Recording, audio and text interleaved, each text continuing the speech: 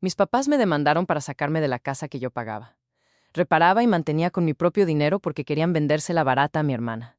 Decían que Maribel necesitaba un hogar para su hija y que yo debía entenderlo. Pero en plena audiencia, mi sobrina de 8 años levantó la mano, abrazó su tableta contra el pecho y le dijo a la jueza: ¿Puedo mostrar algo? ¿Nadie sabe que tengo esto? Cuando el video empezó a reproducirse, mi mamá y mi hermana se quedaron blancas. Mi nombre es Natalia Rivas y en ese momento tenía 25 años. Trabajo como diseñadora de páginas de Internet de forma remota, así que mientras tenga una buena conexión a Internet, puedo cumplir con mis clientes desde casi cualquier lugar. Mi hermana mayor se llama Maribel. Tiene 30 años, trabaja en marketing digital y es mamá de Paulina, una niña de 8 años. Maribel se divorció 3 años antes de todo esto. En mi casa siempre fue claro quién importaba más. Si Maribel necesitaba algo, todos corrían.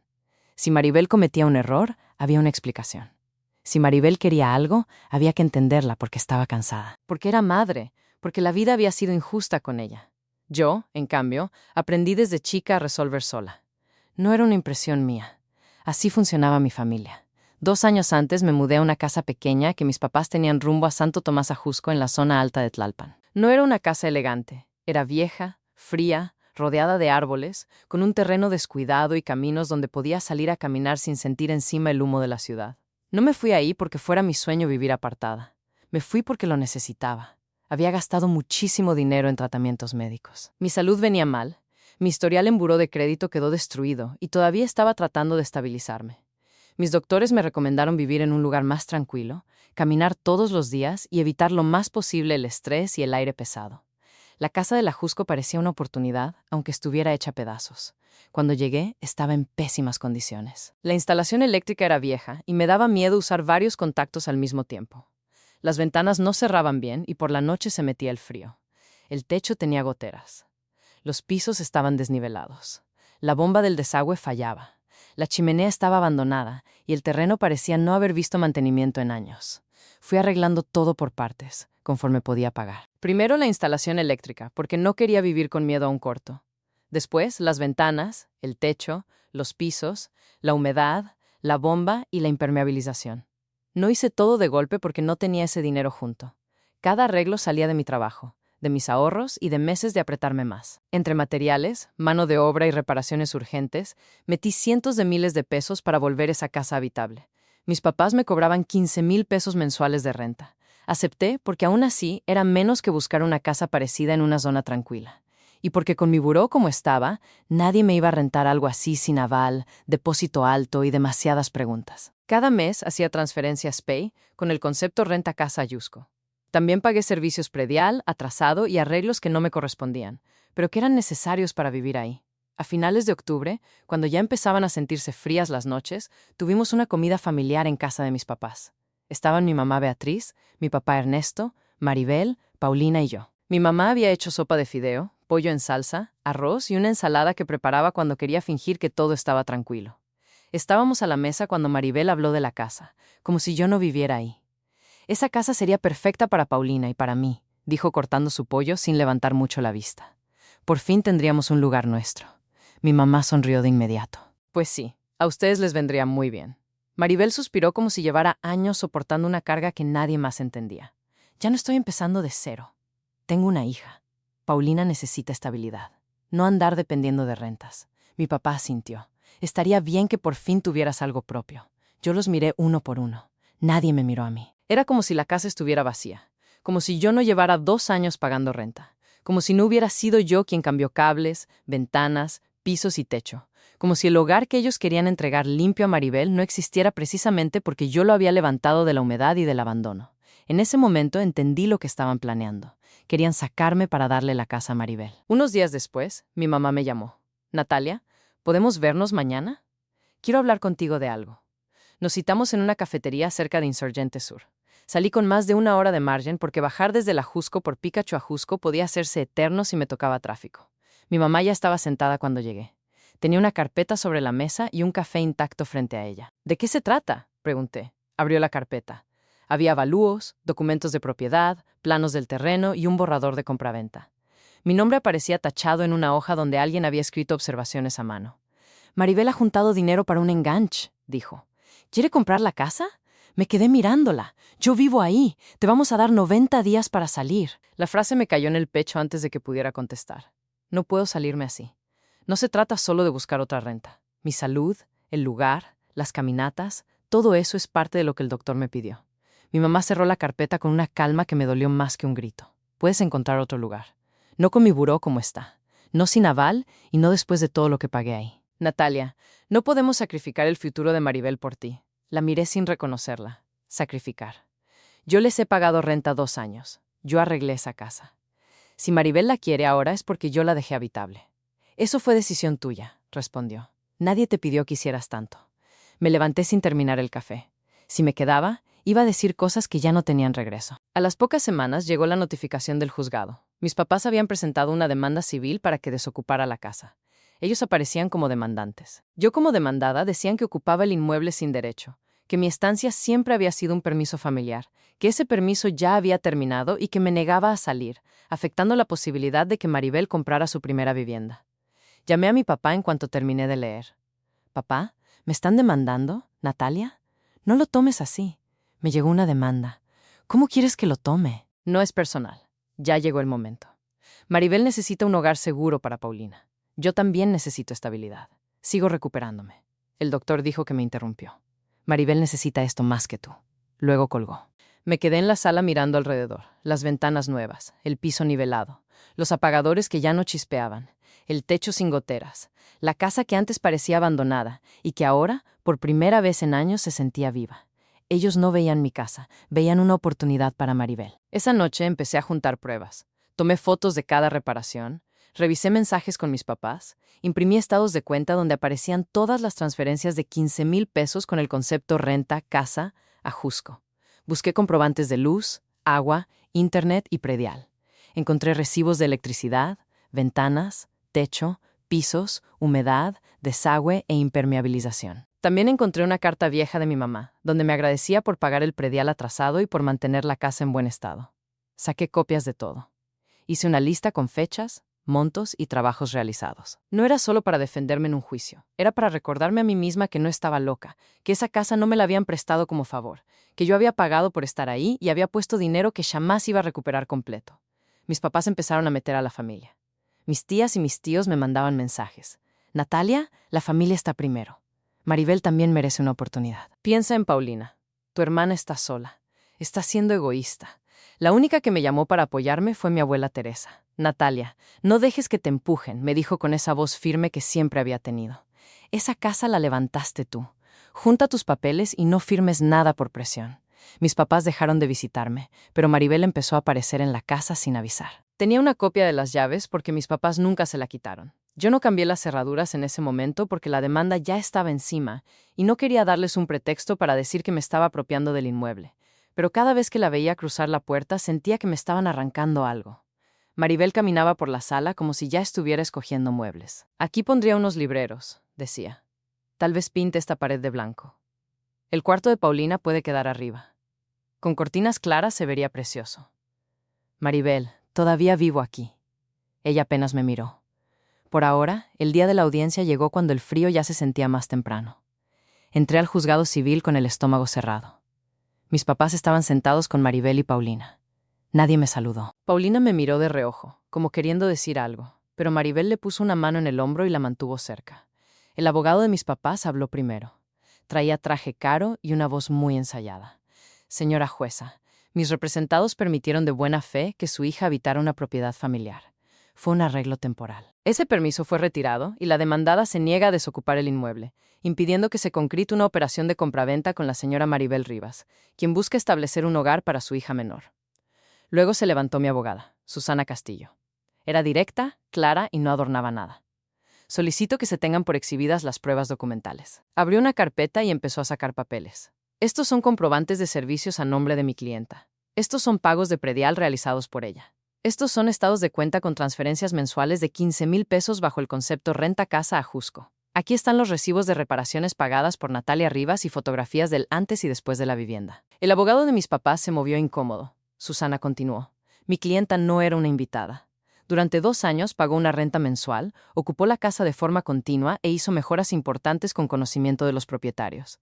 También presentamos mensajes y autorizaciones por escrito del señor Ernesto Rivas para reparaciones mayores. La firma de mi papá estaba en varias hojas. Yo la había visto toda mi vida y aún así me dolió verla ahí. Contradiciendo lo que ahora él quería negar, Susana agregó la documentación médica. Sin exagerar, solo lo necesario. Recomendaciones de vivir en un entorno tranquilo, caminar y reducir estrés mientras seguía mi recuperación. La jueza revisó los documentos. El abogado de mis papás ya no parecía tan seguro. Entonces, la jueza preguntó si alguna de las partes quería manifestar algo más antes de continuar. Maribel se puso de pie. Señora jueza, yo no quiero que esto se vea como si quisiera hacerle daño a mi hermana. Solo quiero darle estabilidad a mi hija. He ahorrado mucho. No estoy pidiendo que me regalen nada. Quiero comprar esa casa porque Paulina necesita empezar de nuevo. Se sentó con los ojos húmedos, satisfecha de sí misma. Entonces Paulina levantó la mano. Mi sobrina tenía la tableta apretada contra el pecho, la cara pálida. La voz le salió bajita. Señora jueza, ¿puedo decir algo? La jueza la miró con cuidado. ¿Qué pasa, pequeña? Paulina tragó saliva. Tengo un vídeo. Nadie sabe que lo tengo. La sala se quedó en silencio. Susana se puso de pie de inmediato. Señora jueza, solicito que se escuche a la menor con cuidado. Si se trata de un hecho de riesgo, pido que se resguarde el dispositivo y se dé vista a la autoridad correspondiente. La jueza le pidió a Paulina que se acercara acompañada por un actuario. Le preguntó de dónde había salido el vídeo. Estaba en la tableta de mi mamá, dijo Paulina. Yo lo guardé porque me dio miedo. Mi abuelito puso una cámara hace mucho cuando la casa estaba sola. Mi mamá todavía tenía la aplicación. Sentí un golpe frío en el estómago. Había una cámara vieja en la sala cuando yo llegué, pero mi papá me juró que estaba desconectada. Yo pedí que la quitaran y él dijo que no hacía falta, que ya no servía. Nunca imaginé que siguiera enlazada a una aplicación ni que Maribel pudiera verla. La jueza no trató el video como una prueba mágica. Pidió que se registrara lo ocurrido y, por la urgencia del posible riesgo, permitió ver el contenido en la sala antes de suspender.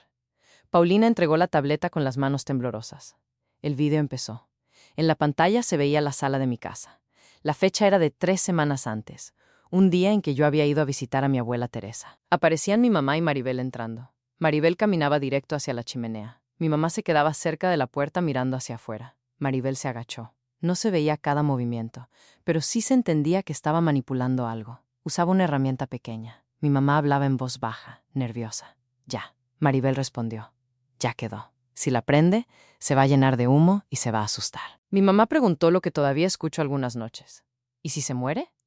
Maribel no tardó ni un segundo. Ya veremos cuando haga más frío. Si se enferma, se va. Y si pasa algo más, nadie va a pensar en nosotras. El aire se me fue del cuerpo. Después se oyó la voz de Paulina fuera de cámara. Mamá, ¿qué hicieron tú y mi abuelita? Maribel volteó rápido. Nada, mi amor. Es una sorpresa para tu tía Natalia. Pero no le digas a nadie. Sí. El video terminó. Nadie habló. Yo no podía moverme. No era una amenaza dicha durante una pelea. No era una frase cruel de familia enojada. Mi mamá y mi hermana habían entrado a mi casa cuando yo no estaba y habían manipulado la chimenea para obligarme a irme. Con frío, con humo, con lo que pasara. La jueza miró a mi mamá y a Maribel. Las dos estaban pálidas. Mi papá tenía la vista fija en el piso. Se suspende la audiencia, dijo la jueza. Este juzgado dará vista a la fiscalía y solicitará intervención urgente de protección civil y peritos para revisar la chimenea. También se ordenará el resguardo del dispositivo. Luego me miró. Señora Rivas, por su seguridad, no regrese a esa casa hasta que sea inspeccionada. Asentí, aunque apenas podía respirar. Paulina se acercó a mí cuando todos empezaban a salir. Tenía los ojos llenos de lágrimas. Perdón, tía Natalia.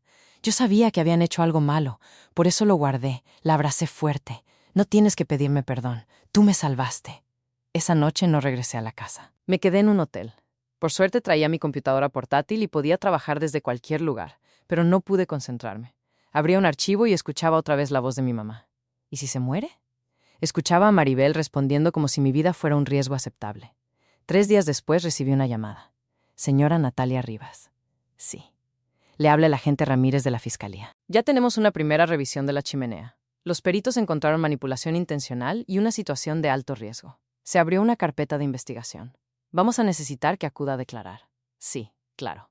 También se solicitaron medidas de protección. Beatriz Rivas, Maribel Rivas y Ernesto Rivas no podrán acercarse a usted ni ingresar a la propiedad mientras avance la investigación. Mi papá no aparecía manipulando nada en el video, pero tenía llaves. Había promovido la demanda y había permitido que Maribel entrara a mi casa como si ya fuera suya. La medida contra él se pidió por el contexto de hostigamiento y por seguridad. Al colgar, mi teléfono empezó a vibrar. Mi mamá, mi papá. Maribel. Mensajes uno tras otro. Natalia, tenemos que hablar. No queríamos que te pasara nada. Ayúdanos con la fiscalía. Estamos arrepentidas. No destruyas a la familia. No contesté. Ni siquiera terminé de leer todos.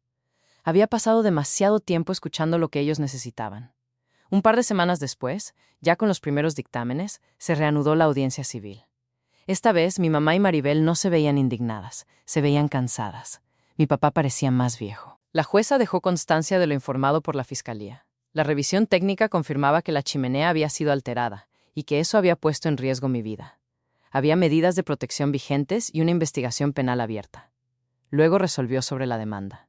Con las pruebas presentadas, no se acredita que la ocupación de Natalia Rivas sea un simple permiso familiar. Existen pagos periódicos, posesión continua, mejoras realizadas con conocimiento de los propietarios y elementos suficientes para reconocer una relación de arrendamiento. De hecho, la solicitud de desocupación, en estos términos, no prospera. Sentí que por primera vez alguien ponía en palabras lo que yo había estado tratando de defender.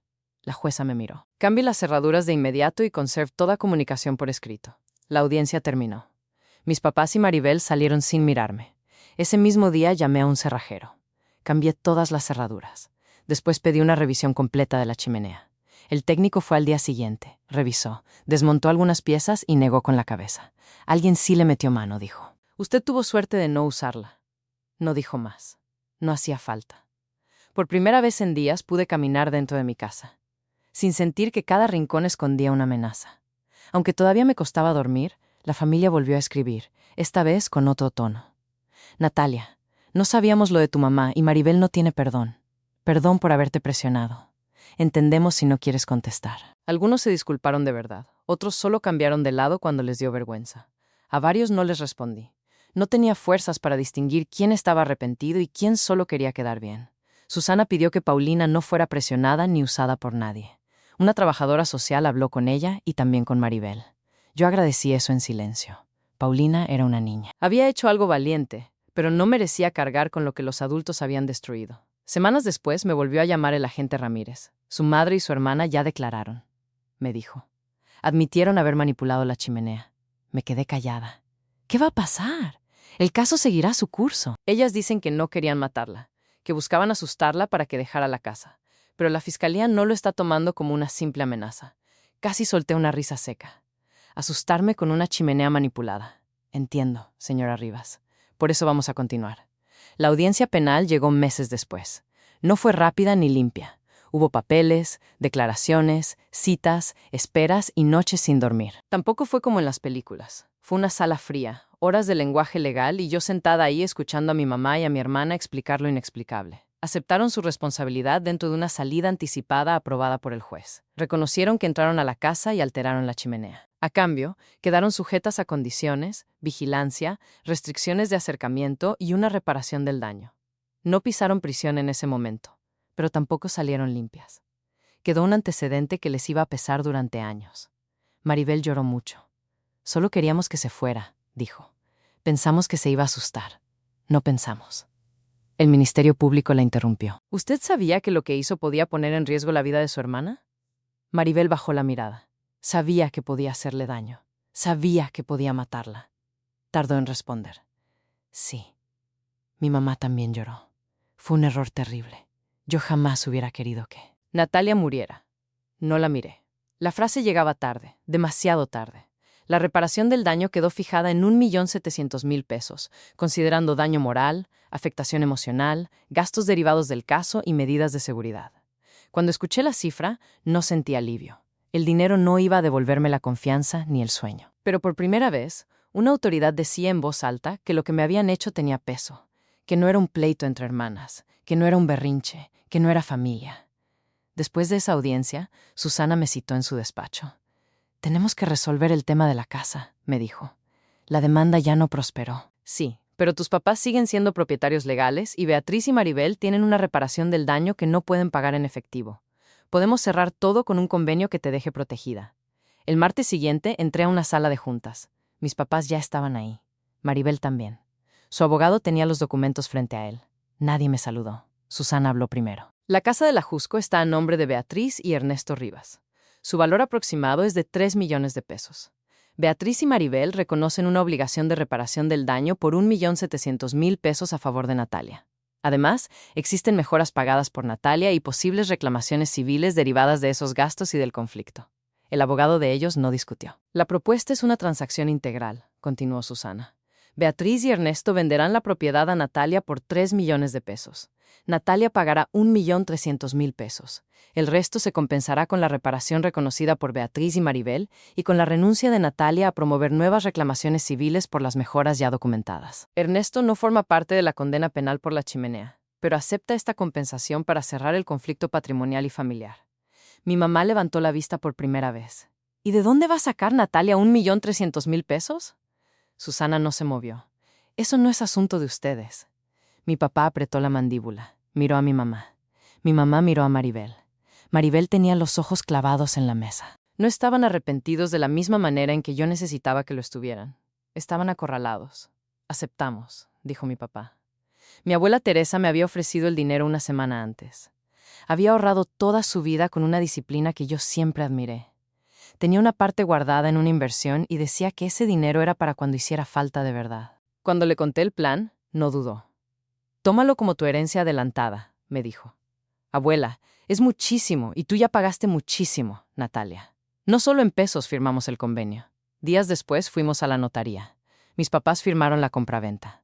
Yo firmé con las manos frías, no por duda, sino porque cada hoja cerraba una puerta que ellos habían usado para amenazarme. La inscripción tardaría un poco más, pero desde ese momento el acuerdo ya no dependía del humor de mis papás ni de los caprichos de Maribel.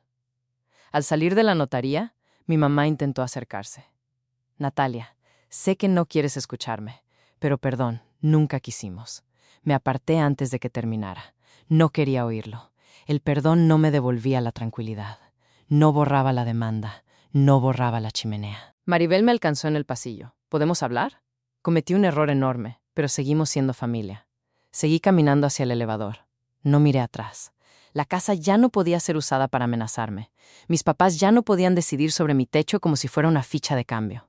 Maribel no podía quedarse con ella solo porque toda la vida había recibido lo que pedía. Volví a trabajar. Volví a caminar por las mañanas con chamarra, despacio, como me habían recomendado los doctores.